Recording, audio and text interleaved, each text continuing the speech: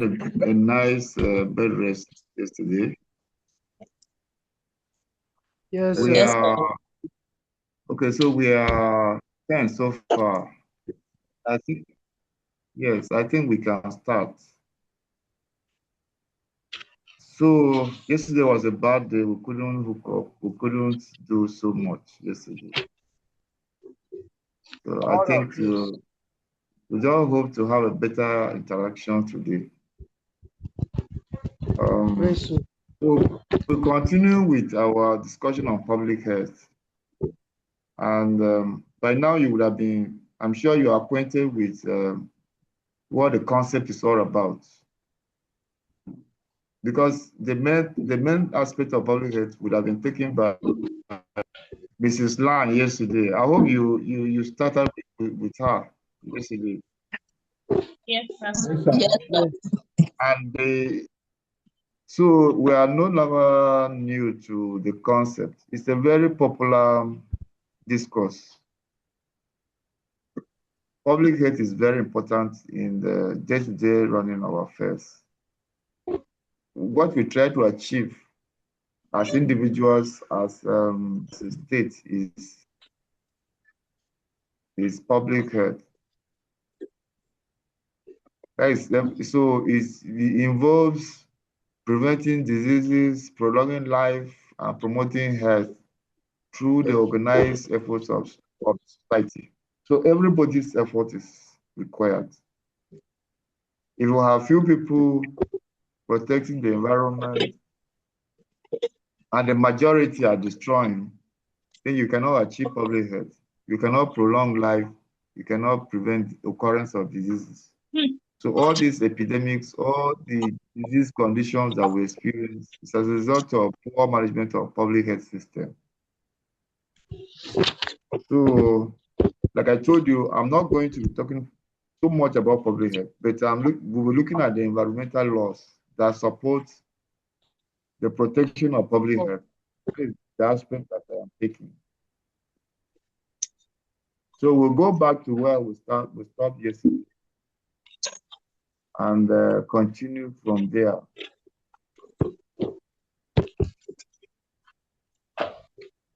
So we started with environmental justice. And we say that if there is no justice, then you cannot achieve public health. Justice as a principle requires that no person or group is systematically deprived or disadvantaged in the distribution of protection from environmental and health risk or the enjoyment of environmental quality. So that is the concept of environmental justice. It is there to ensure that all the good things of life, everybody enjoys them. The fresh air is available to everybody. The water, the good water system is available to everybody. And then the life support systems of humanity are available to everybody, so that you can eat good food, you can breathe fresh air, you can drink good water, and live long. That is the concept of public health. So environmental justice is there to protect the availability of all these resources so that our lives will be prolonged. We will live disease-free lives, and the society will benefit for it. We'll have maximum productivity to render to the society. That is the concept of environmental justice as applied to this thing, public health system. So you will be looking at, as in the continuation of this discussion, we'll be looking at things about law,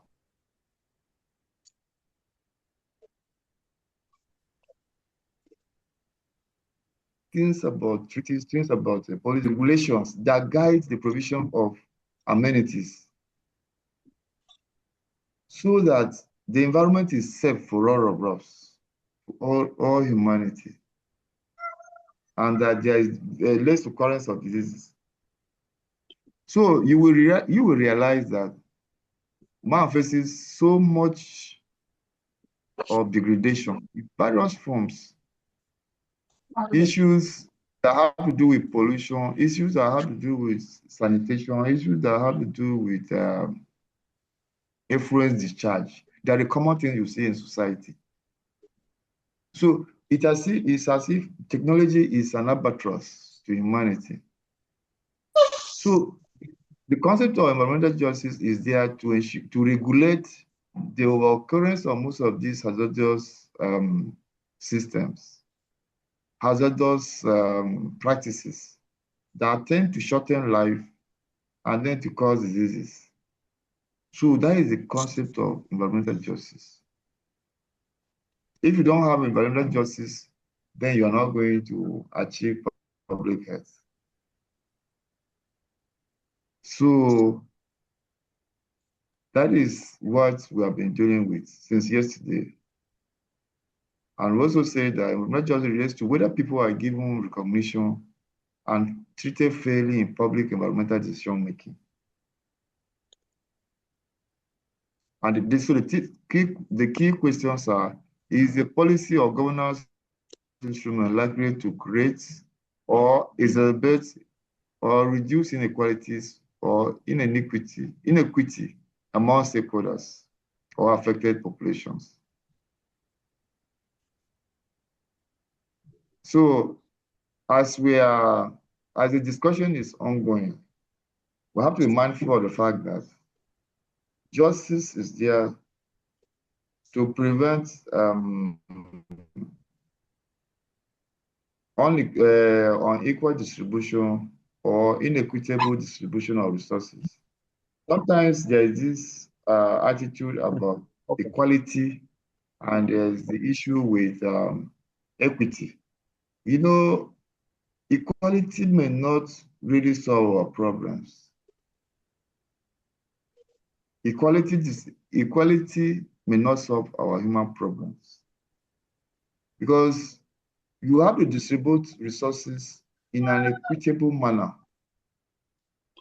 The resources of life should be available in an equitable manner so that everybody can have it, not not on the basis of equality.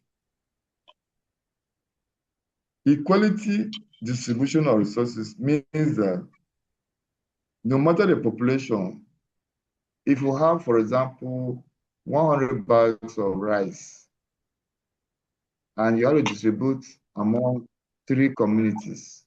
One community has maybe 500 people, another one has 200 people, another one has 30 people or 50 people. Equality means you have to distribute that 300 or 500 bags of rice equally among the communities, not mind the population. So we cannot, so that means that the population that will have 50 will also take, so you divide that 100 or 500 bags into 3. And if it is 100 bags per community or 150 or so per community, then all the communities will take 150. If we distribute like that, that is equal distribution. That is what they call equality. Now, you cannot achieve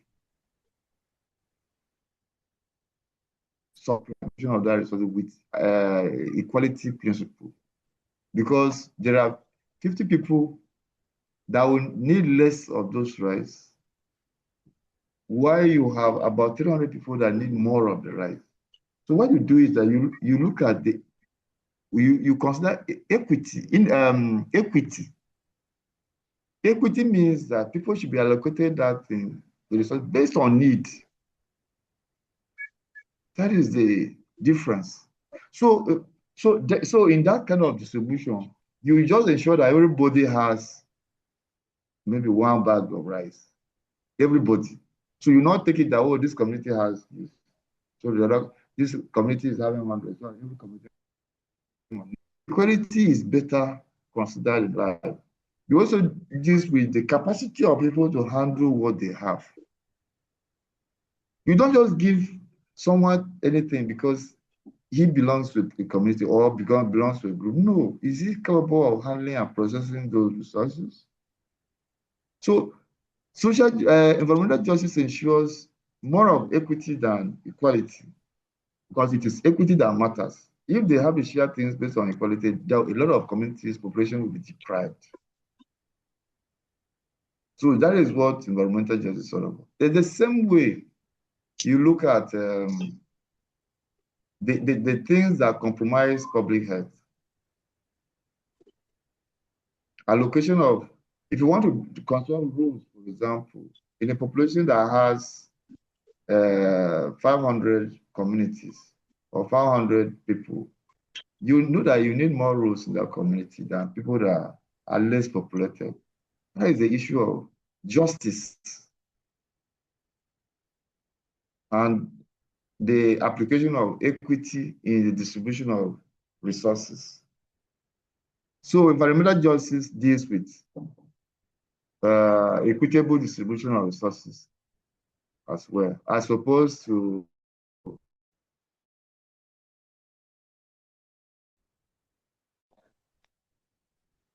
environmental law, procedural and substantive rights and obligations that incorporates the principles of ecological sustainable development in the rule of law. So if you look at our constitution, it deals so much with aspects that have to do with preservation of the environment. So environmental law has features very prominently in our legal jurisprudence,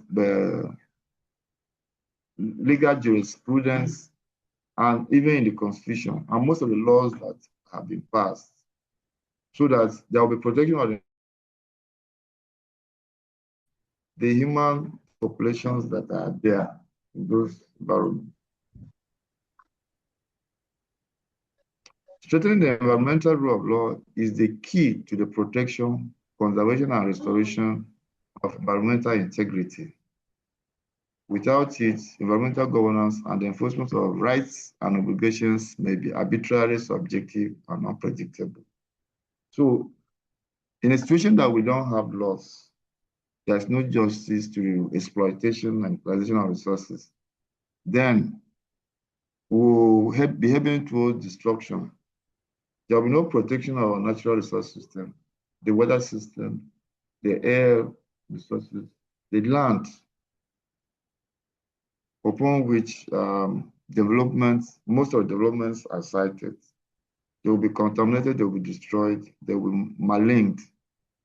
So environmental law is there to ensure justice and protection. Justice in the sense that there are regulations, there are statutes, there are acts of parliament, there are guidelines for the use of these resources to ensure sustainability.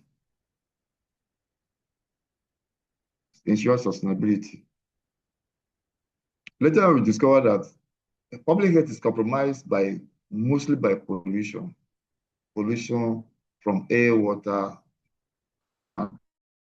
and over-exploitation of resources. We compromise public health. So you enact laws to protect these resources from over-exploitation. You enact laws to provide ambient regulatory frameworks that will guide pollution of the air, that will guide the quality and quantity of polluted liquid resources, that is ambient liquids that have to be discharged to the water or to the land. You have to provide regulations that will guide these things. Otherwise, overutilization, indiscriminate disposal will destroy the resources that provide for quality healthcare, quality health availability. And that will just reduce the consumption of these resources, will right or wrongly reduce longevity. It will cause diseases. All the fertilizer, look,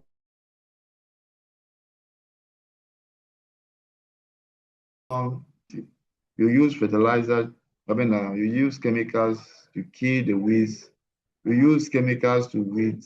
You use chemicals for virtually everything. So you have to provide regulatory frameworks that will guide the amount of these chemicals that go into this. Because when you use chemicals to weed as herbicides, even your plants, what you have planted is taking up the chemical. So when you are at the time of harvest, you are harvesting chemical. You're going to be eating the chemical. All the herbicides, the pesticides, and so on and so forth, they enter the water, they enter the vegetation, inclusive of the material you planted. So what you are harvesting is actually a chemical. The fertilizer you apply goes into the food. So eventually these things have effects on life. So environmental law is there to regulate the over utilization. So the provision of the law is the justice aspect of public health, public health activity, and it's very, very important. Without it, there will be no sustainability in the entire system. So the rule of law is premised on key elements of governance, which include development, enactment, and implementation of clear, strict, enforceable, and effective laws, regulations, and policies that are effectively administered through fair and inclusive processes to achieve the highest standards of environmental quality. Yes, you need environmental quality, standard environmental quality, so that you can prevent diseases, you can prolong life, and achieve sustainable living. Just like I said, if you allow system to be bastardized, then there will be no development, because it's a healthy population that can innovate, that can create and recreate development. If you're not healthy, you cannot do, you're just battling with your life. And that is how the system continues to nosedive. So the rule of law also measures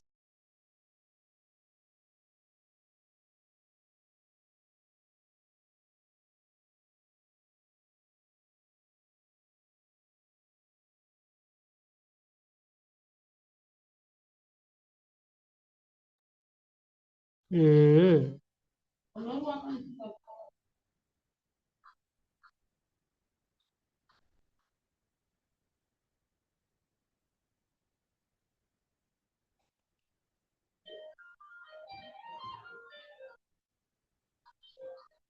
You lost Hello? him. Yes, Prof. We lost. Mm. Hey. Okay, if you are seeing my slide, we are going to continue from where we stopped. So I was saying that the rule of law provides measures to ensure effective compliance with laws, regulations, and policies. If there are no laws, I are not seeing the there will slide be again. okay, you're not seeing the slide. Okay, okay, let me share this slide again.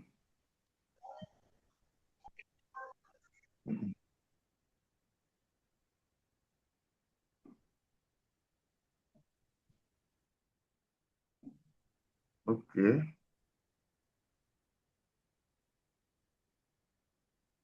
let me show full sheet.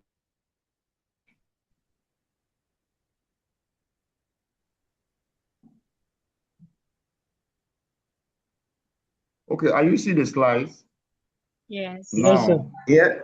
Yes, sir. But Okay, the slide, can you increase it a little bit, sir? Now I okay, find no it problem. difficult to view. Yes, sir. It's okay, It's sir. okay. Is it okay? It's Yeah. okay, sir. All right. Yes. Very okay Oh, like that. sorry about that. Yes, sir.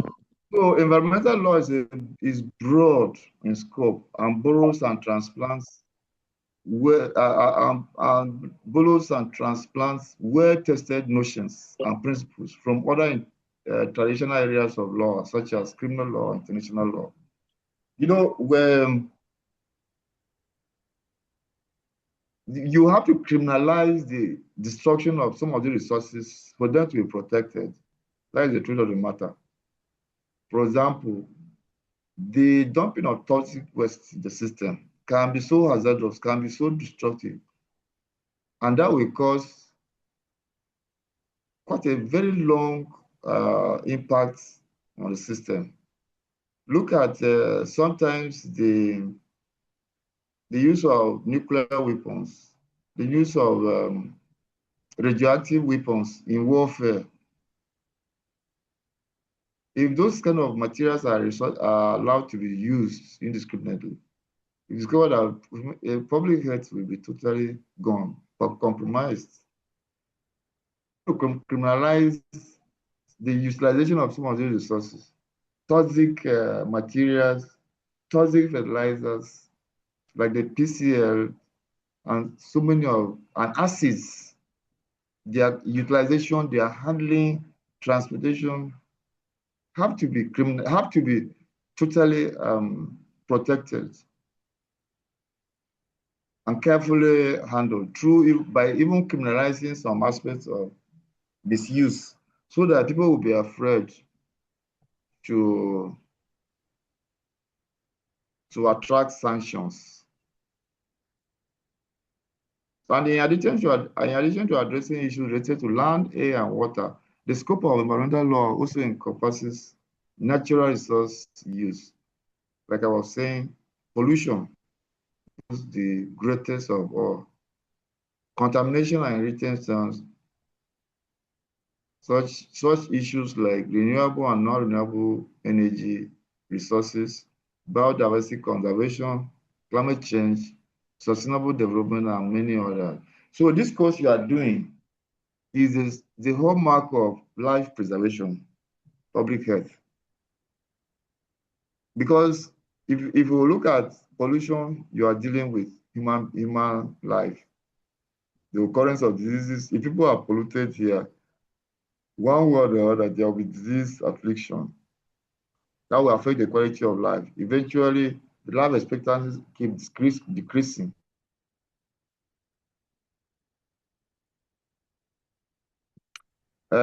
Utilization of renewable and non-renewable resources, overutilization, exploitation, that process brings about contamination of bioresources or over withdrawal. But look at the issue with deforestation. Deforestation will result in total withdrawal total removal of trees and vegetation in an area. That becomes an arid environment. So the conversion of our forests gradually into agricultural lands is also achieving deforestation, and is rendering our forests, is modifying the ecosystems. And that is not healthy for the environment. It's not healthy for public health.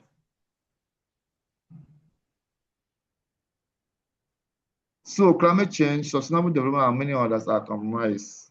So the law is there to protect. Justice is there to ensure that the preservation of these resources is sustainable, is continual, and that there is a reduction in disease condition among population. I keep emphasizing that factor, that issue of disease, reduction of disease, because that is what public health is all about. You need to prolong life, reduce the occurrence of diseases, and then stabilize livelihood So global environmental justice addresses the inequitable distribution of environmental hazards, benefits and decision-making power, disproportionate disproportionately affecting marginalized communities, indigenous peoples, and the global south. So you see, there's a lot of politics in environmental justice, a lot of politics, especially at the global, at the international level. You know what happened in Davos a few days ago? Donald Trump did what? He went there and inaugurated the Global Peace Council. Global Peace Council. When there's United Nations, invariably he is canceling, he is discontinuing, he wants to create his own global body, global international body that will be resolving conflict, that will be the mastermind, that will be handling issues, international issues outside of the United Nations. That is what he has done. So there is that politics that occurs. So is it going to function better than the United Nations? This is somebody trying to control the world, how the world affairs are run as a person. And this guy, when he came into power, the moment he came into power, he withdrew from the climate change accord. The US is not part of the country. That means that they can pollute the environment. They can do whatever they want. By the way, the effects of environmental pollution are not localized. It's not that. It's only when you have things like localized water pollution, when there is an oil spill, that you can import of the activity. But there are some issues like air pollution that are not limited. They transfer to virtually every part of the world. So he knows that. He knows that. So his global peace cannot be able to equitably answer the issues, provide resolution to the very disproportionate pollution that takes place in the developed nations. And you know what happens in that peace council? There's no African nation there, and the qualification of belonging to the peace council, an immediate membership fee of $1 billion. So global environmental justice is now at its lowest ebb because you have a president that does not recognize international law. It is what he wants that is a might has become law, that has become law. If he decides to pollute, nobody questions. If he decides to annex a country, nobody questions. Whatever he does is the law. So under that system, global environmental justice cannot function effectively. So he advocates, but he's supposed to advocate for fair treatment, recognizing that climate change and pollution is about existing inequalities, and demands that all people, regardless of origin or income, have the right to a clean, healthy environment. That is how it should be. But if the head is already nonchalant, I doubt where we are going to head with this. So these are the key aspects of global environmental justice. There has to be distributive justice, which focuses on the fair, equitable distribution of environmental bars, that is pollution, on toxic waste, and goods, that is green spaces, clean water. So there should be equitable distribution of this resource. That is what global environmental justice is talking about. Then the second thing is procedural justice. This ensures meaningful participation in decision-making processes for those affected by environmental policies. And then the third one is, the third one is recognition justice. This demands the recognition of marginalized communities and their vulnerability to environmental harm. So you have marginalized communities or vulnerable communities. If a factory is sited in a community, then the rest of the other community members have become vulnerable.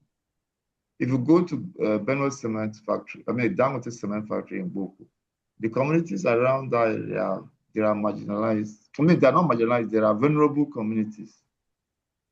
So there should be that recognition that the vulnerability of these people has predetermined, has pre-exposed them to hazards. And so justice demands that there should be proper intervention to address the harm, the hazards that are inherent in the activities of those kind of activities of organizations or companies. Then you have the globalized context. This highlights that environmental degradation is often externalized to the most vulnerable populations and driven by global consumption and production.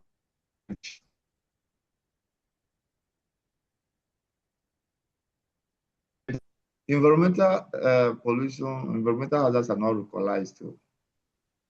In the main, they are not localized. So most of the concepts that are available, like the Clean Development Mechanism, CTM, recognize the fact that pollution from a developed country can affect in an underdeveloped country. So under the CTM, under the Kyoto Protocol, a developed nation can come and create offsets. They can come and do afforestation program or the renewable energy programs in Africa, for example, and then that allows them to pollute in their developed economies, on the assumption that whatever they are doing there, the pollution that they are causing in their own home country is being offset by huge renewable energy platforms that are done elsewhere. So that is the globalized context of environmental justice, an example of globalized concept of environmental justice. So it focuses on climate change, biodiversity loss, pollution, and impacts of extractive industries such as mining and fossil fuels. The extractive industry is the most devastating of all industries. The extractive industries, mining and fossil fuel. Mining is the dirtiest industry worldwide. It's the dirtiest and most hazardous. People have to go miles and miles away inside the earth crust to extract resources. And you know what happens, the kind of casualty that's recorded when there is an accident. Again, the mines, during the unfavorable weather condition, like rainy season, the mines are taken over, they are filled with water. And the water from the mines can pollute nearby streams and water. And the food chain, and finally, man will have access to it through the transfers. The fossil fuels too, the amount of pollution from the fossils is quite large. Fossil fuel industry. The exploration and the exploitation, as well as the refining process for fossil fuels is very, very pollution prone. Pipeline discharge, you see the amount of flow of either crude or refined fossil fuels, fossil fuels that spills on the land. some of the water that become have destroyed all the fishes, the aquatic wildlife is compromised. You cannot drink even water from some of the river because of this overexploitation.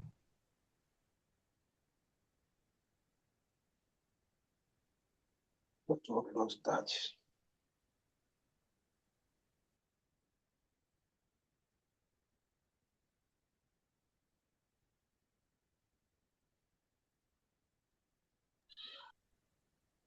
This thing has started again.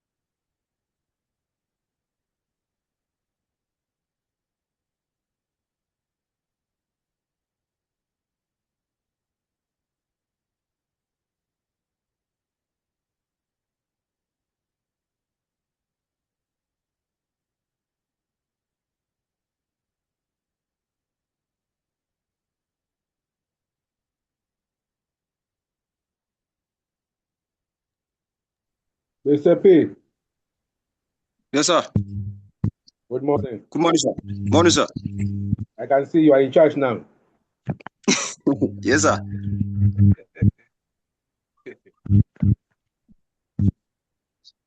Hello, sir. Yeah, I'm with you. Okay, sir. I'm hearing you, sir. Yes, you are now a default or host. Okay, but I joined just of recent, sir, because of my network. I know. It's okay. The system just detects you to be the host, Okay, sir. depending Thank when you, the will come in. Are you people Okay. not having your own lecture?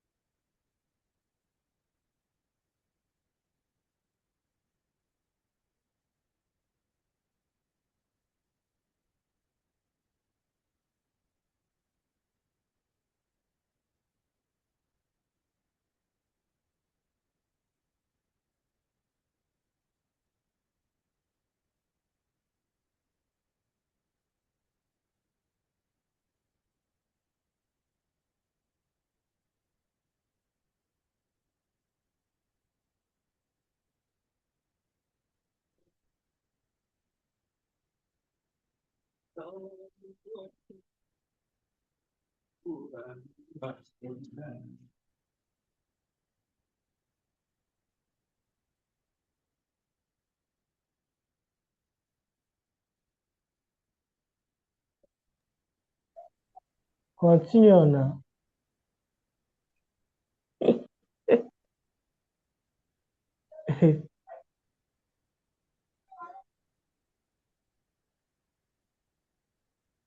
We are waiting, sir. He will soon connect. Just be patient. I think you will take charge. It's okay.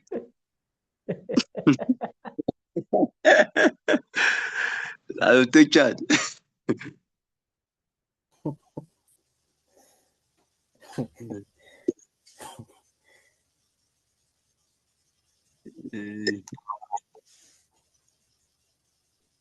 Peter, continue now. But the slide is not there now. I need to be watching the slide. Will I be teaching from my head?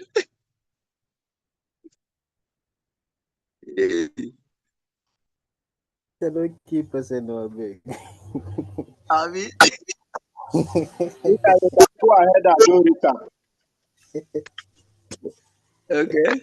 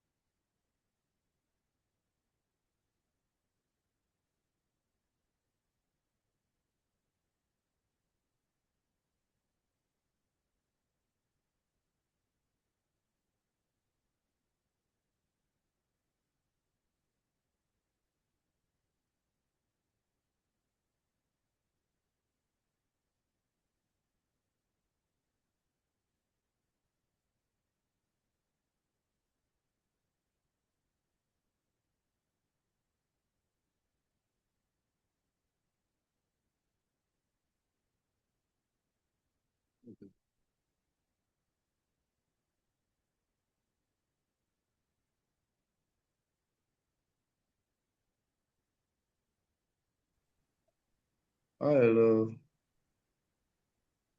I beg you. The next 2 hours. Okay, so I'll always be doing my this thing here, man. I'll always be doing it here. I hope I'm well enough.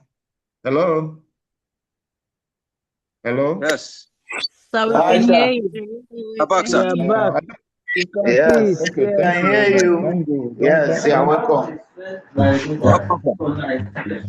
Okay, so please, is there any question so far? The way we have been, do we connect with what you are discussing? Yes, Prof. I want to have your feelers. Hello? Yes, Prof. Thomas, I can see you have unmuted. I want to hear from you. Do we have any problem so far? Any questions? No, sir. No, nothing in the chat box. Are we okay with? Do you understand what's going on? The flow of discussion. Is it understood by us? Yes, Hello? sir. Yes, sir. But the Okay, you understand methods, what we are the saying? spirit. Yes, sir. All that we have been trying to say is that yes, what we're trying to say is that there has to be justice for us to achieve. There has to be environmental justice for us to achieve public health. Yes. Because public health, the problem with public health is that exploitation of resources can destroy public health. And if there is if public health is destroyed, there will be reduction in longevity. How long we live on Earth, longevity will be affected. That is, the life expectancy will be lower. More and more people will be following.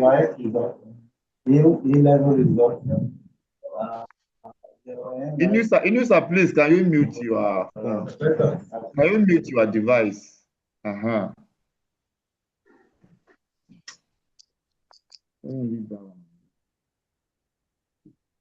Okay, so at the global level, in order to achieve environmental justice, global environmental justice, there are international environmental related treaties and conventions in place. That is at the highest level, usually at the UN level or all manner of platforms at the highest level, multilateral and bilateral arrangements. You have what you call international environmental related treaties and conventions. to guide the utilization of resources, to guide the availability of resources. Because if you don't, if those persons are not available, then it will be difficult to achieve peace and to have environmental justice. Okay, so these are some of the environmental international related treaties. So these treaties, they cascade down to the nations, member nations, and even to states and local governments. Most of the laws that we have in Nigeria, they take precedence from the international treaties. These international treaties are in form of United Nations Environmental Framework Convention on Climate Change. They sit there every year and make treaties. They sign treaties, they sign conventions. So when you come back to your nation, you come and domesticate it. You make a law that will reflect what has been agreed upon at the international level. So these are some of them. You have the Kyoto Protocol. I will expect you by way of assignment to take some of these protocols and search to know what exactly they are meant for. I will try to explain some of them. But you also have a task to try to dive into some of the protocols so that you know why they are made and what they are trying, what aspect of the system they are meant to protect. You have the Kyoto Protocol. This is the United Nations, is the outcome of United Nations Convention meeting in Japan. No, is it Japan or Tokyo? Can't remember very well. But it is named after the city. The protocol is about protection of resources. It's about limiting pollution. In that year, the member nations, they discovered that pollution was a problem. So they decided at the UNFCCC meeting, United Nations Framework Convention and Climate Change meeting, to deal with pollution. So the outcome of what happened in that place is what is referred to as the Kyoto Protocol. So that is where you have things like pollution caps, the green development mechanism, and many other platforms, many other trading, environmental capping trading arrangements.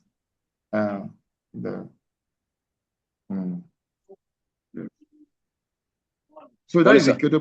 Yes, that is the Kyoto Protocol. You have the United Nations Convention on the Law of the Sea, is to protect the sea, the water, and the aquatic life forms right in the sea. The protection can be in the form of overfishing, overexploitation, the use of the dumping of waste, and all manner of things. Protection of the coral reefs, and the ships. The greatest trade, the greatest transport takes place in the water. And the ships, some ships stay in water for 2 to 3 months. So they have a lot of waste there in the sea. 3 months. They have a lot of waste that are generated on board. So the discharge, some of them, they discharge those waste directly to the sea. So there is this convention deals with protection of the sea and these resources. The third one there is the London Convention on the Prevention of Marine Protection by dumping of waste and other matters. Those is related to the second one. The International Convention on Marine Search and Rescue. Then you have the MAPO 73, 78, the Montreal Protocol. All these are outcomes, climate change meetings. Montreal is the name of the city where the meeting held. All the outcomes, they just titled as Montreal Protocol. The Occupational Safety and Health Convention.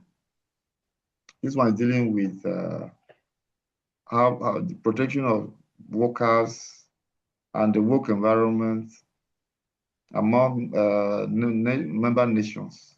So that it was signed in 1981. So if we now take it down to the national or the subnational levels, all the laws that you have made, all the laws that were made at the subnational and national level, they reflect the agreements at the international conventions and treaties. International Convention on Oil Pollution Preparedness, Response, and Cooperation. What you have here in Nigeria, the one that is close to this is the NOSRIA, National OSP Detection and Protection Agency, something like that. So once you have something, you have a convention at the international level, then you come here and promulgate laws or acts of parliament or statutes to protect as a way of domestication. Whatever you go there and achieve at the international meetings, multilateral missions and achieve, you come back to your country and domesticate it. That is how governance is achieved at that level. You cannot come to every individual country and begin to monitor. And then when you go back, after every year, what you go back, you come back to explain or to narrate your experience. You narrate how much you have achieved, how much of what was agreed last year that has been implemented. Then other decisions are taken. You have International Convention on Oil Pollution, International Convention relating to intervention on high seas in cases of oil pollution casualties. You have the Paris Agreement. That is the one Donald Trump pulled out of. This with climate change. The Ramsar Convention, the Rotterdam Convention, the Stockholm Convention on persistent organic pollutants.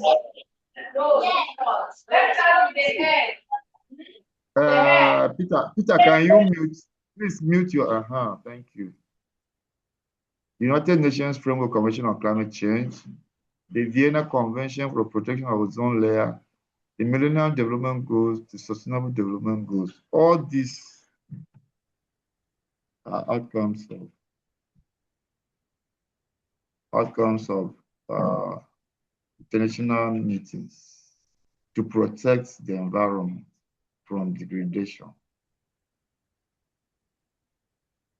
So this list of international treaties continues on the next page, this page here, with African Charter on Human Rights and People's Rights, African Convention on the Conservation of Nature and Resources, and so on and so forth. Bamako Convention, Basel Convention, Convention on Biodiversity, CITES, Protection of Endangered Species and Animals from Trade. You know, there is this ban, there is regulation on trading, and that is why you hear of arrest of animal trophies, things like elephant tugs,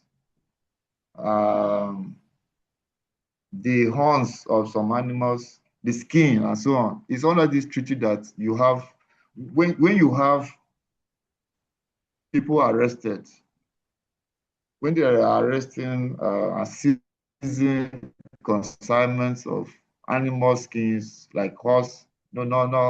I think what recent is a donkey. The donkey has become so endangered, so the skins have been banned. Trade in the skins. The animal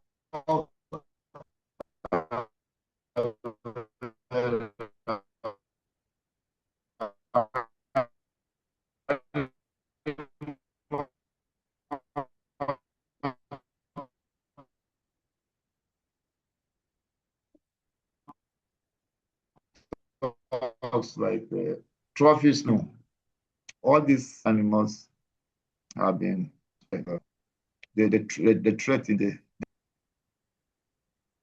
So you have many of them. You have United Nations Convention to Combat Desertification, Convention on the Territorial Sea and the Contiguous Zone, International Convention on Civil Liberties for Bunker Oil Pollution Damage, International Convention on Civil Liability for Oil Pollution. These are some of the treaties that we have, just some. Each of these is addressing a particular concern. Sometimes they are cross-cutting, but it's still for good. It's still for good because there will be multiple attention in those particular areas that are being targeted. So when you hear of international conventions, they are there to aid the attainment of public health systems. Yes, sir. To reduce pollution, to reduce destruction of the biodiversity resources, and then to protect the environment for healthy living of man. Because if we talk of public health, without protection, without justice, without regulation, then we cannot achieve public health. Public health is not a mirage. It's something that has to be made to happen. It is not something that will just come there. Some of you that are good prayers, you say you pray. No, this one you cannot pray for it to happen. You have to work it. You have to work on the behavior of people. You have to work on the arrogance of people and their affirmity and the likelihood that they will destroy rather than to create. You know, it's easier to destroy than to create. So you have to advance that motive, that motion to prohibit people from destruction. You know, things like even simply the ban of smoking in public places. All these are public health issues. You are smoking, they say the next person that is taking up your smoke is smoking more than you. I don't know how true it is. Yes, it's true, sir. The person is perceiving it. Sometimes it's even sweet to perceive. Meanwhile, it's destroying your system. It's dangerous. Do you understand? It's dangerous. It's destroying you are perceiving it. And look at the fumes of generators. Yes. You don't know that you are perceiving it until it knocks you off. It kills you instantly. If you sleep with those, if you put up your generator and take it inside and sleep there, if for no reason you don't even know that you are so close to pollution until it knocks you off. So the law must be there, and systems and guidelines are there to protect, to guide, to regulate the use of these things, so that we can live long. This thing must be done by people.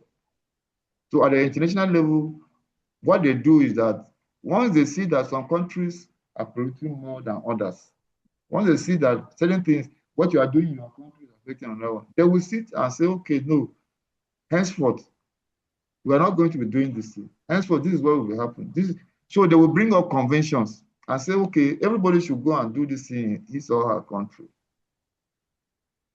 Because even no matter how well I'm living, if my neighbor is not doing well, as far as public health is concerned, I'm going to be affected. So it's a community thing. It has to be done by everybody. At least the larger population must be involved. So that is the issue with these treaties. It's directly related to public health. And we should all understand it as so. If there is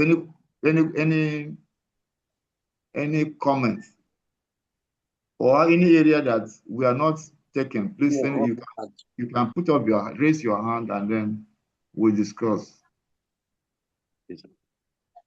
Is there any concern or any question to be asked?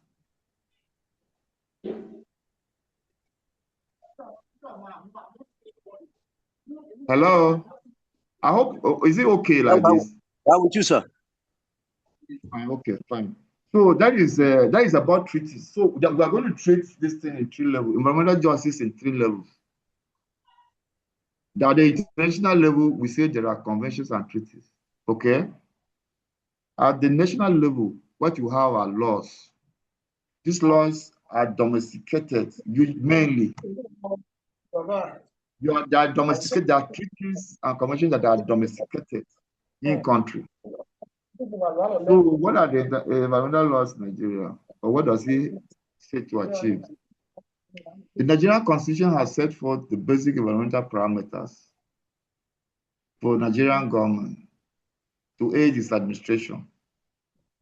The federal and state legislatures determine the policies of government and limitations of individuals for the overall good based on the rights and obligations set forth in the Constitution. You know, how we operate, our rights and limits are set forth in the Constitution. Mute your mic, Peter. Mute your mic.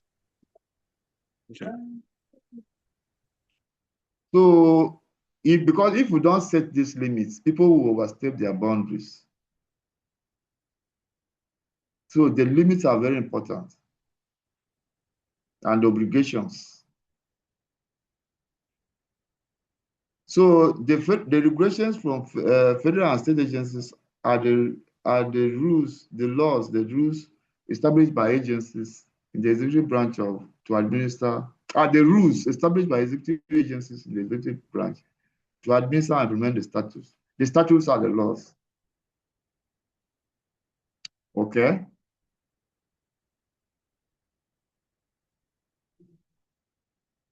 So the Constitution is a blueprint on how the government intends to operate. It determines how the citizens will be governed. It determines how laws are enacted, which laws may govern and how they will be administered. Okay. Samuel, please. Yeah. Samuel. Yeah, thank you. I have a question. Yes. The last slide. Okay, this one. No, the one before this. Okay, these conventions. No. There's a slide that we. This one, the first one. No. This one. Which one is that? This one. This one. Yes. This environmental okay. laws. I want to ask if, from your end. Yes, go ahead. Any reason? Samuel. Why, sir? Samuel, I'm with you. Okay. So can you hear me? Yes, I can hear you now.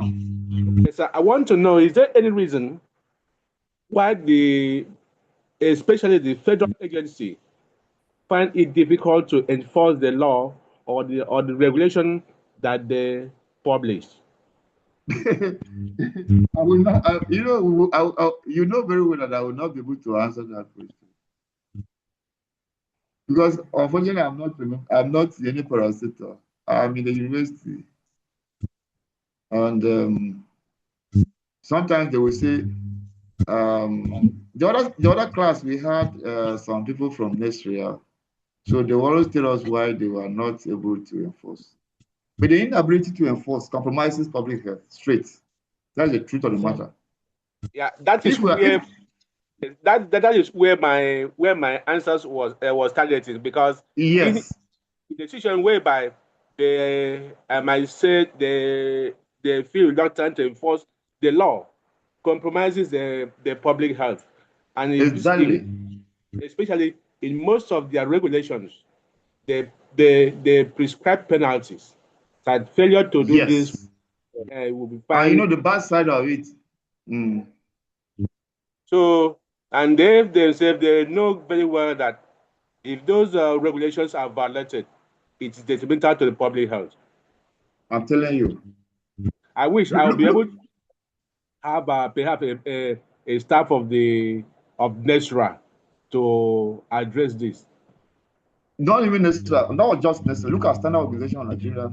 Look at NAFDAC. Yes. Most of these agencies life-threatening. Their mandates are life-threatening. Medical Association of Nigeria, their mandates are life-threatening. Look at the quality of drugs. They say over 80% of drugs consumed in Nigeria are fake. Yes. Look at the quality of materials we use in Nigeria. That is for the Standard Organization of Nigeria. Most of our businessmen, they will go abroad, go to Turkey, go to China, go to all these countries, go and pay for production of substandard materials that are brought in and sold to us. We consume substandard materials as innocent citizens. You go to buy the best in the market, the best material for utilization. Meanwhile, you are buying your own, you are going to buy your own death sentence.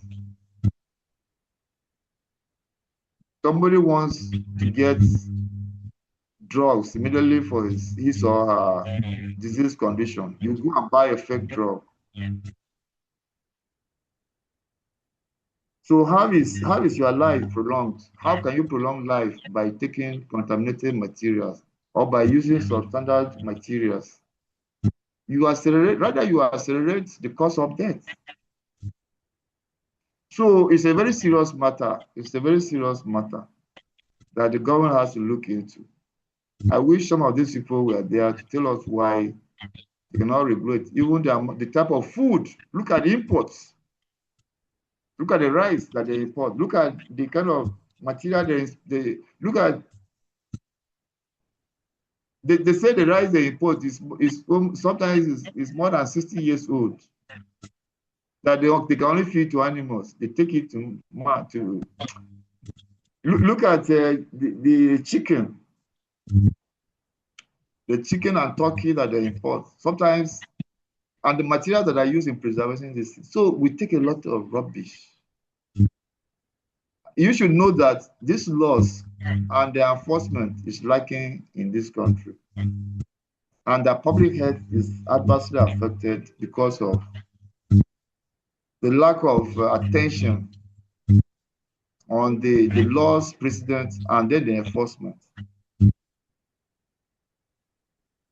So that is the only thing Akwan that I can say about this. That you and I know what is going on. The government at the center. So governance in Nigeria, the Federal Republic of Nigeria is organized into 3 tiers, like we know, federal, state, and local government. Each of these has a responsibility, one way or the other, in the governance of their people, to ensure that there is the activity. Okay, somebody is there. Sydney. Yes, sir.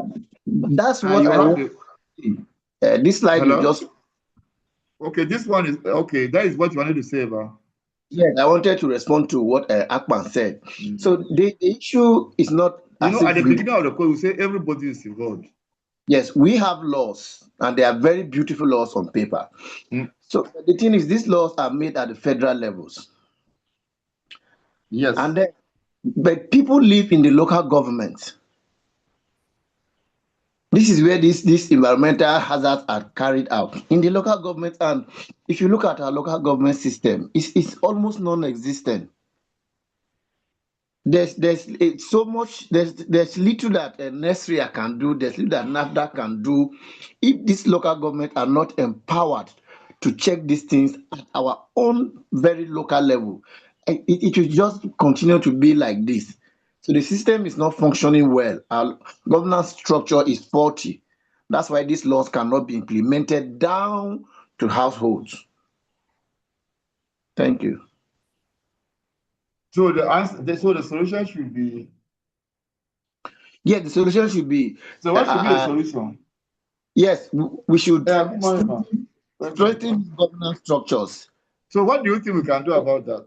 Especially the local government system.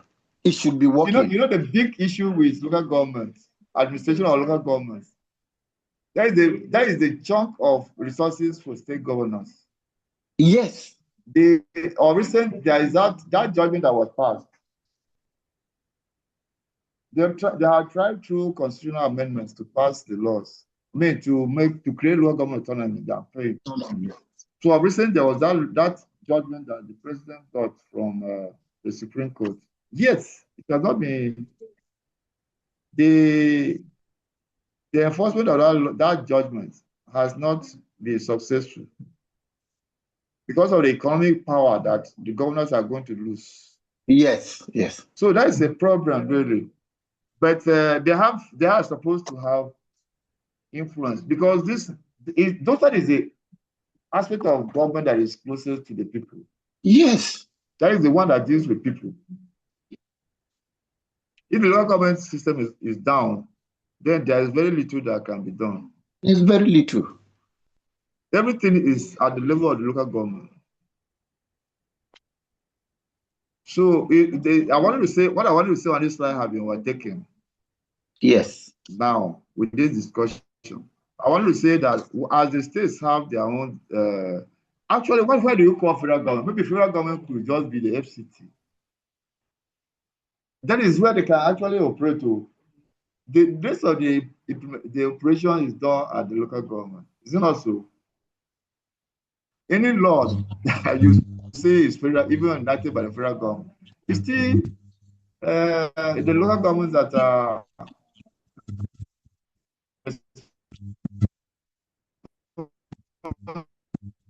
for the local government. Then you have not done anything. That is why the people are living. The people are not living at the federal. Where is federal government?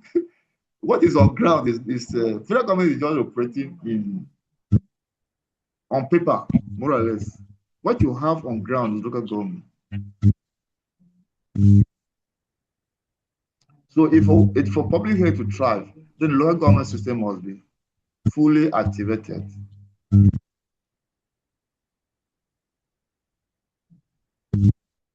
So that takes us to the legal environmental regime in Nigeria. You have several laws, regulations, guidelines, institutions, policy frameworks, plans, and programs, as well as judicial precedents, which derive legitimacy from the Nigerian Constitution.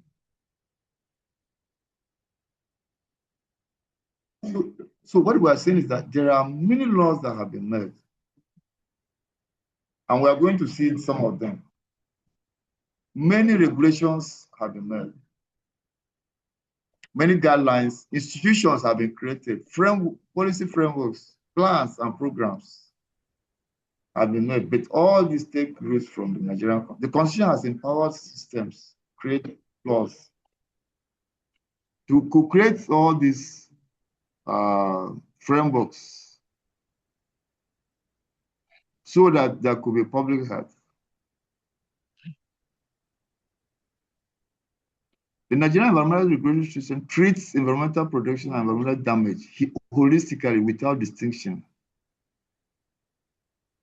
The legal regime is dominated by the laws dealing with petroleum activities because they are the source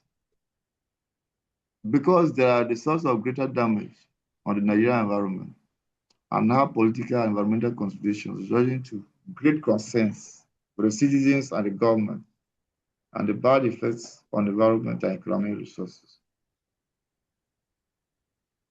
Although most of the attention is paid to the fossil fuel industry, we still have a lot of environmental. We are going to look at them very shortly. And they come by way of status. Status. If you look at the Constitution of Nigeria, there are laws that only the federal government can do. That is, those that are in the exclusive legislative list. There are aspects that only the federal government can legislate upon. Environment is part of it. Environment, water resources, forestry, agriculture, they are part of national laws that can be passed only by the National Assembly. Then you also have a lot areas that states and local government can intervene, and those are called they are called, all those areas in that particular are on the concurrent legislative list. That means that state assemblies and local governments can still legislate on in those areas. So at the level of the National Assembly, the laws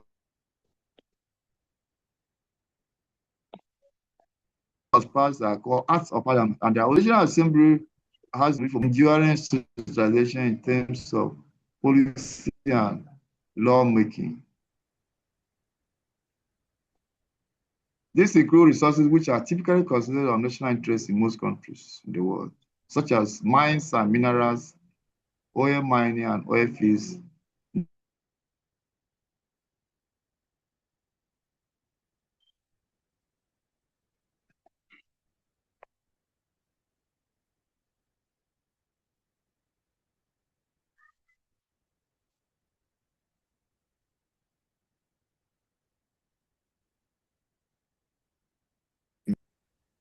or petroleum, or any mining activity, or geological survey, national parks.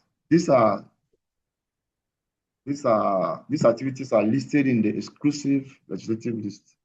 But there are others that the states can, like I said, the states can also intervene.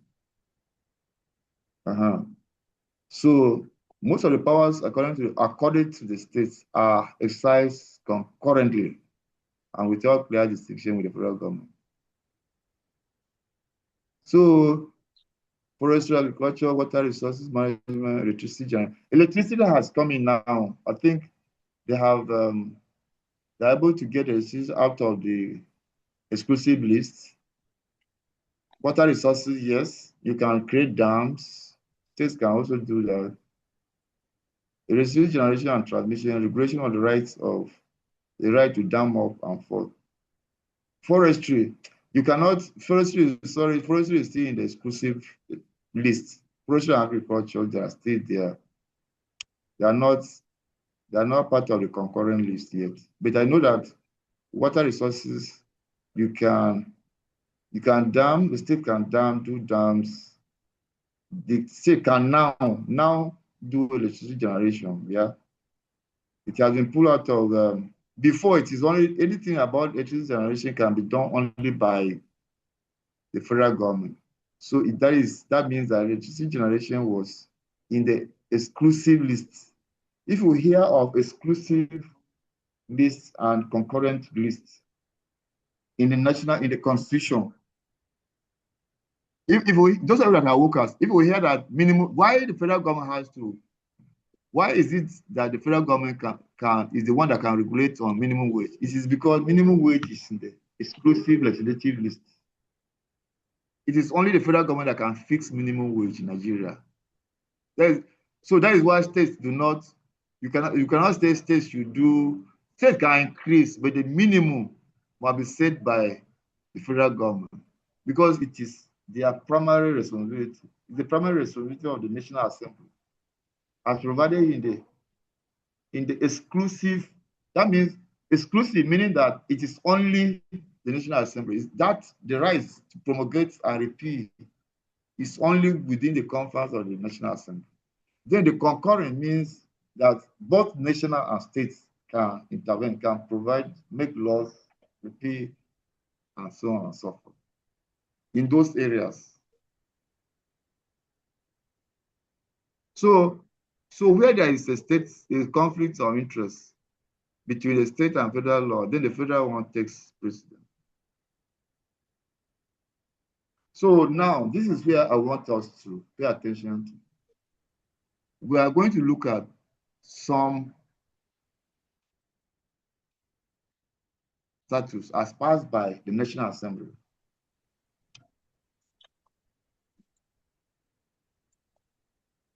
The first one is the National Oil Spill Detection and Response Agency Act, 2006. If you look at the treaties, the international treaties, there is something on oil spill detection and oil spill protection of the seas, and then there's another one on oil detection of pollution or prevention of something like that in the sea. If you look at it, so you have, once there is that international agreement commitment, you have to come back to your own country and domesticate it. So in Nigeria, this is, if you look at it, any of these laws, any of these agencies that have been created, or any of these laws, they reflect they reflect the international agreement by way of status, or I mean by way of convention or treaties or agreements. So there is this Nigerian Minerals and Mining Act 2007, the Nuclear Safety and Radiation Protection Decree 995. You know, decrees were passed by the military. The military government passes rules by decree. They don't use constitution. Once the military government comes into play, they will set aside the constitution and begin to promulgate decrees. So, but they are also binding on the country, on the citizens. You have the Oil in Navigable Waters Act, CAP 06 2004, National Environmental Standards Regulation and Enforcement Agency, that is NESRA Act of 2007, Environmental Impact Assessment Act, EIA Act, the Nigerian Urban and Regional Planning Act, the Harmful Waste Provision, Special Criminal Provisions Act, the Endangered Species Act, the Water Resources Act,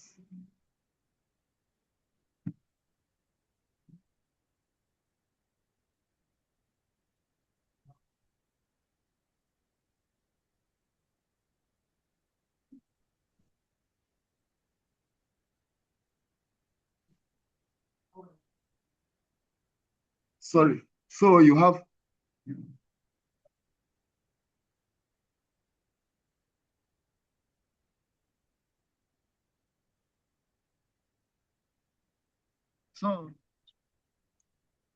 the Nigerian Urban and Regional Planning Act, the Water Resources Act, the Federal National Parks Act, the Land Use Act, the Popular Land Use Act.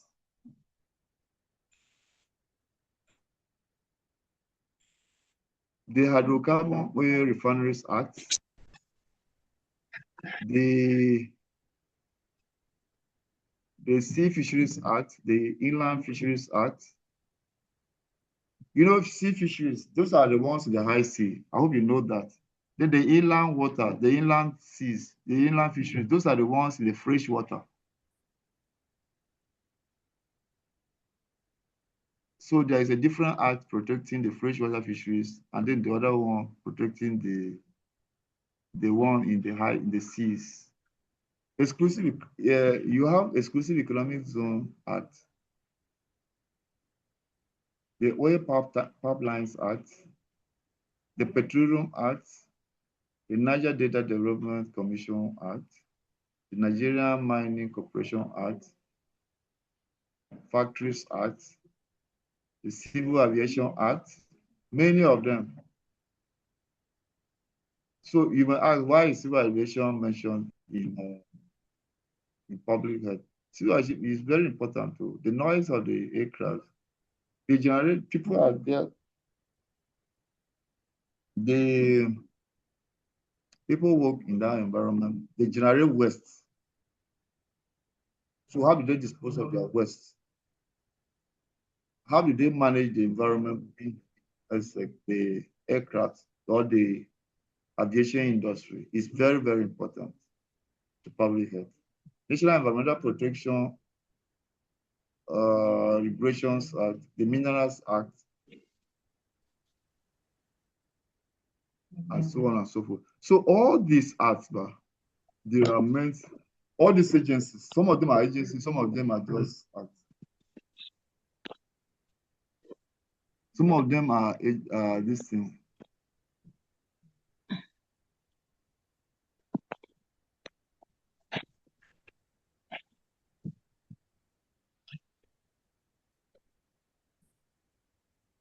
So the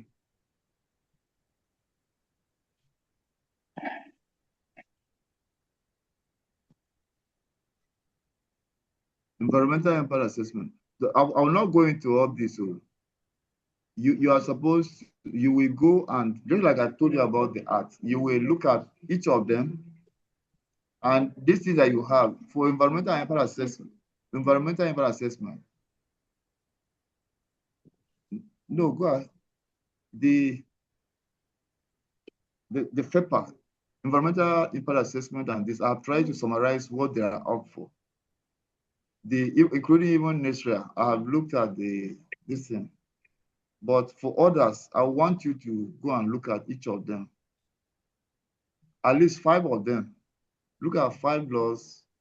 Tell us what the objective of the law, what the law is meant to provide. Yes, Peter. Peter, yeah, you have the floor. Peter.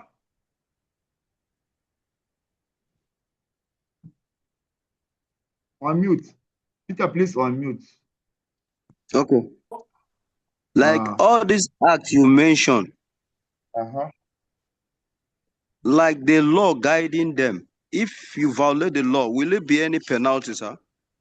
Yes, that is what I want you to go and check. You see, every act has its provisions. What the act is supposed to make. Some of them will end up in the creation of an institution. Okay. Okay. So management of how the management, everything about the act, everything about that institution will be there. The structure, the management, everything. Then what it is going to be doing. For example, if you have the Sea Fisheries Act, okay? Yes, sir. Yes. It is either it will create an agency or an institution, or it will invested in the Ministry of Water Resources or the Ministry of Agriculture.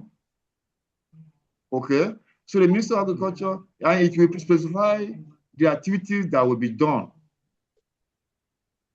Then it will provide the penalties for the contribution on each of the activities.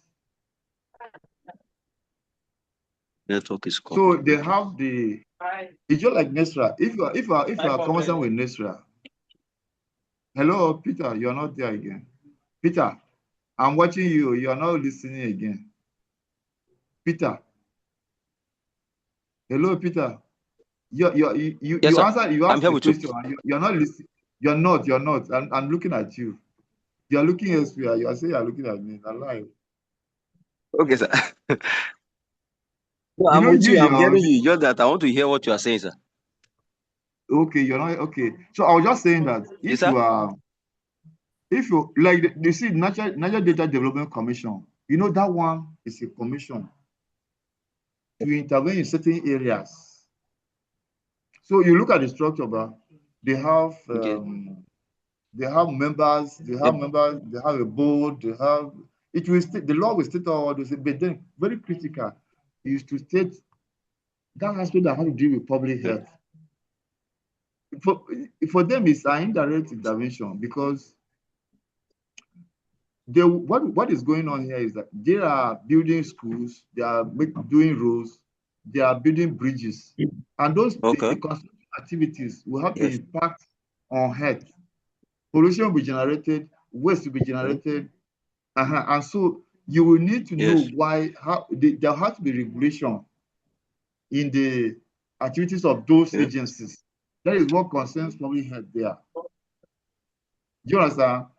Is the waste, the pollution. You see, anywhere that we see pollution, we are involved. Though. Anywhere you see exploitation of resources, we are involved. Because those are the areas that generate. Those are the areas that will cause diseases. The use of those things. If you are doing roads, know that you are going to generate dust. you're going to generate flooding. Do you understand? Yes, it's There true. is the situation of those Yes, sir. areas will have impact on health, community health and safety. So that is why it is listed there. All these laws that we have isolated, Yes, sir. but they have impact on public health. If it's not public health, you not mention it too. It's true. So you see, EIA, very big objective, the broad objective is to ensure that before any activity is done,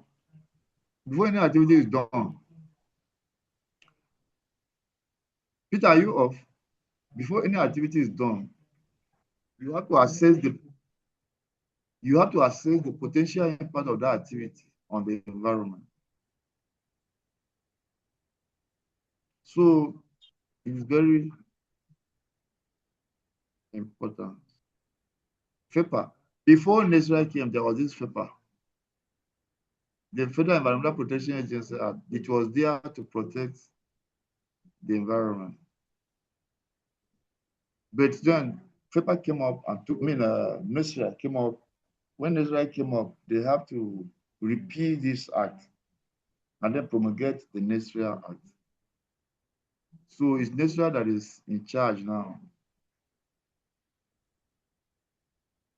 National Environmental Standards and Regulation. Yeah, so this is the one that is in charge of all environmental compliance now.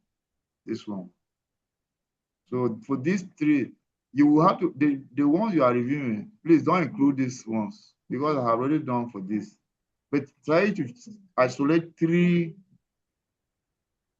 or 4 laws or acts of national of parliament and tell us what is there, what they do.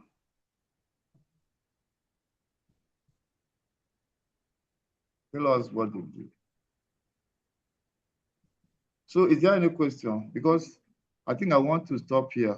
We will do these regulations tomorrow. I don't want us to finish discussing those things today. Except you want to, do we continue or we stop? Hello? Hello? Yes, sir.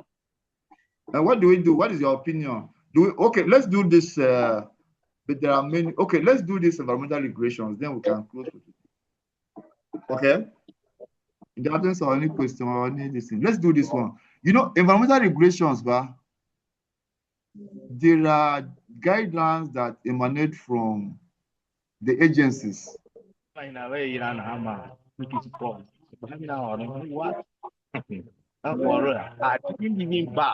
Jonathan, can you mute your speaker, please? Environmental.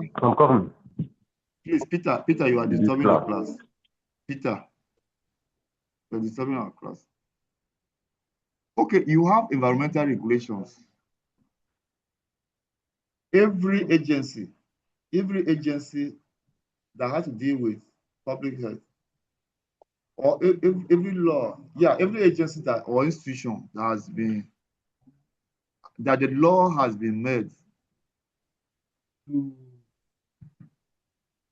address issues of public health has been empowered again to create or to make regulations. Agencies promulgate regulations to direct the implementation of a law enacted by the legislature. For example, let me give you an example of the INEC, Independent National Electoral Commission. The law that established INEC also empowered it to make regulations to guide the implementation of the law. Because sometimes the law is very clumsy, it is very, very ambiguous or requires direction in terms of implementation. So you have the law empowers those kind of organizations to make regulations, to explain, to provide direction on how to implement those laws. Okay. So that is what the law So you have every law, every organization making a lot of regulations. So you see, like Nigeria now, I will look at, if you look at the laws that are made, there are so many. All these agencies that are there to protect public health, they have a lot of regulations. If you look at Standard Organization of Nigeria, they will have a lot of regulations. NAFDAC, a lot of regulations. Because if you leave everything to the law may be too big. They may be too weighty sometimes. And there will be a lot of unanswered issues, questions. So the regulations that they make break down the law into actionable areas. They even provide penalties for violations. So we're discussing public health under 3 areas now. You have international treaties, you have national laws, national and state laws, then you have regulations.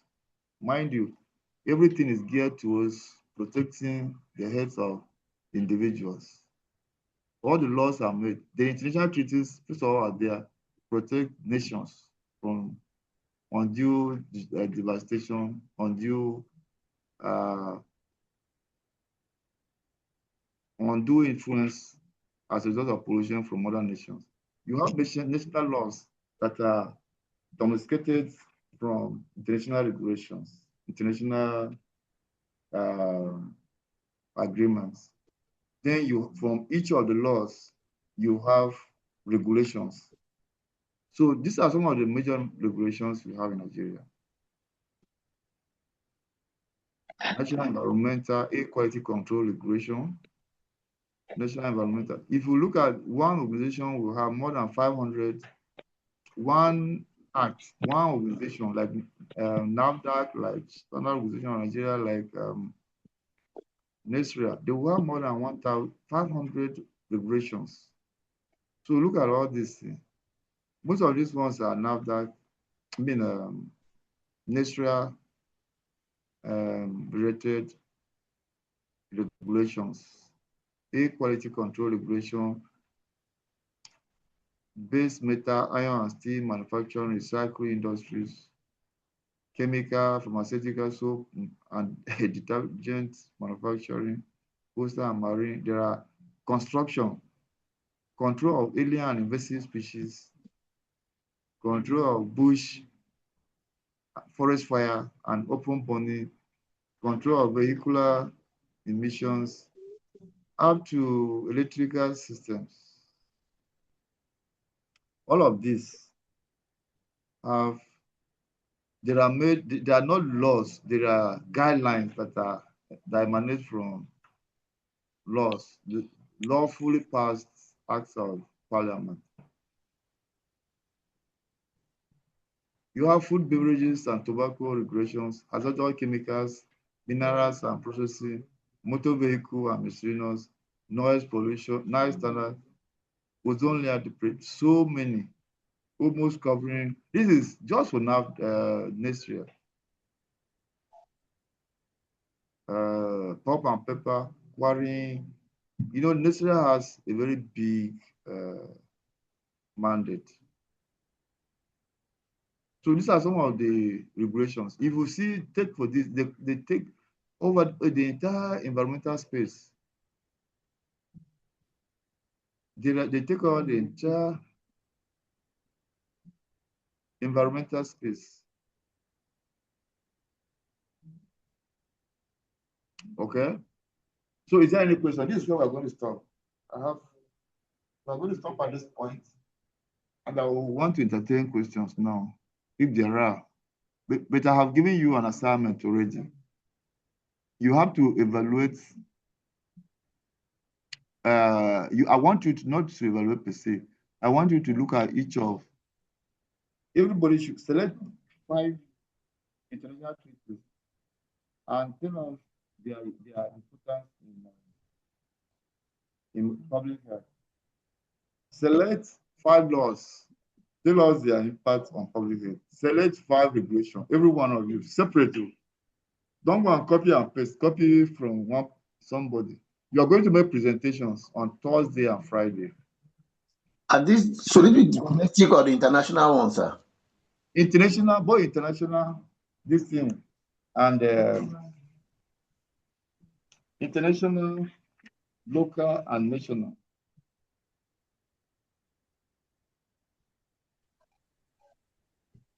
Sir, please, can you come again with the question? Okay. I So want we you should to select 5 laws. select international, 5 international treaties. Okay. Yes, sir. 5 international treaties, 5 national laws, and and 5 environmental regulations. Okay, and then let us and discuss them, their importance, what they achieve, what the state, that is what they are set, what they are enacted to achieve. Then how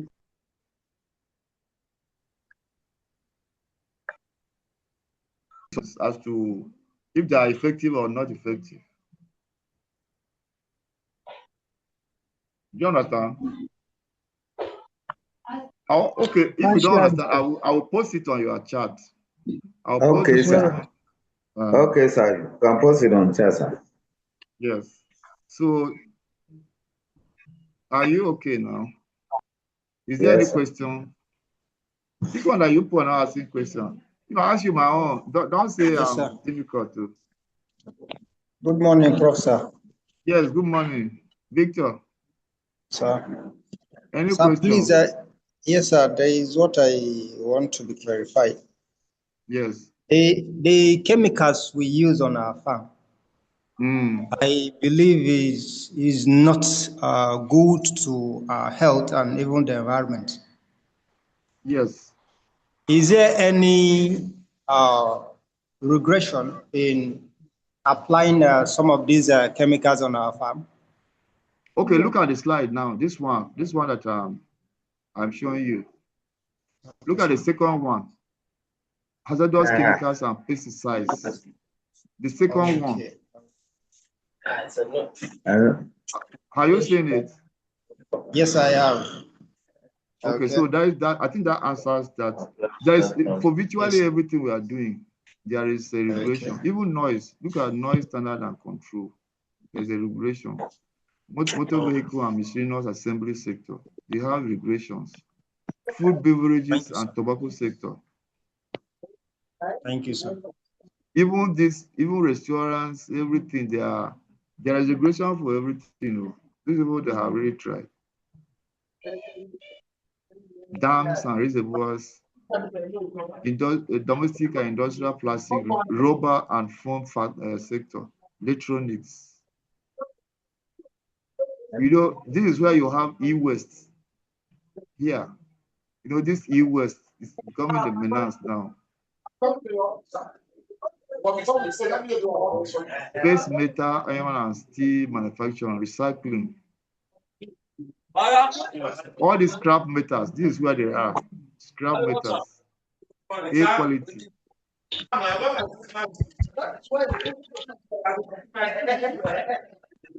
So I think in the absence of anything, can we just close for today?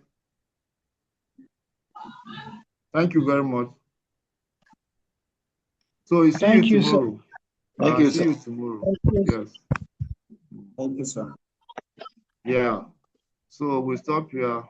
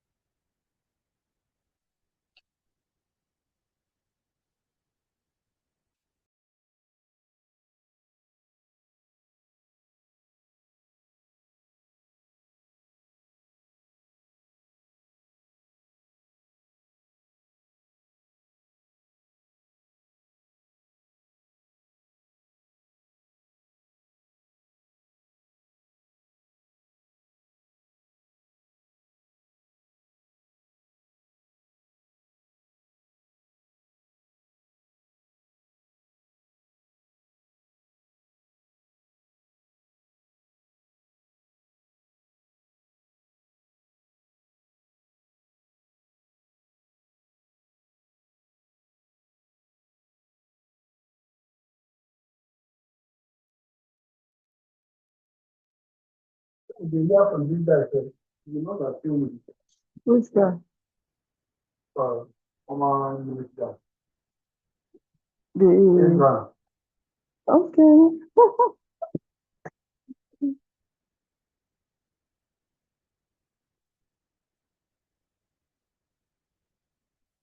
Is that something we are waiting for? Yeah, sir. Hmm.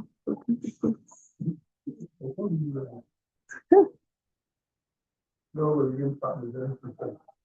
Where the travel go? What did they happen there? I want to do it.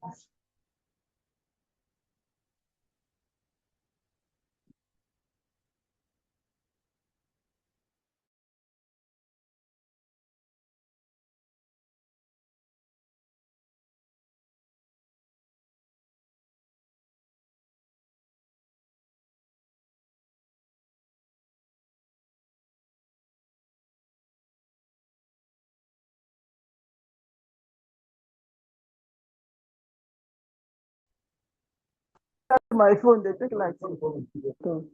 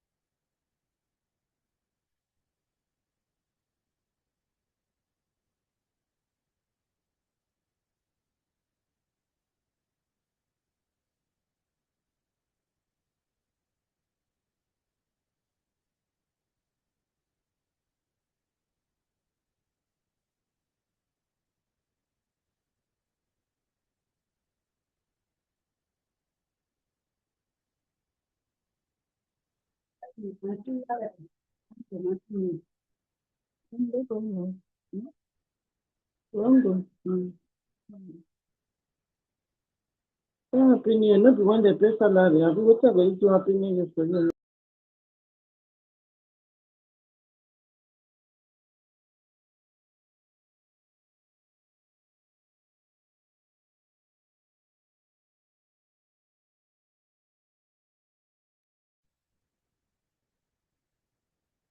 No, maybe it's before, but now it's not. It stays around the calf soon.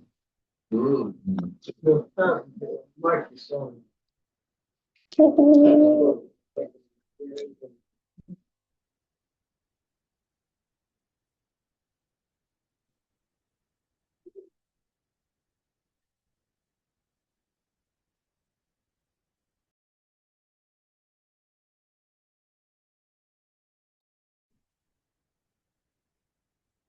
Is the lecture still on? I'm P now.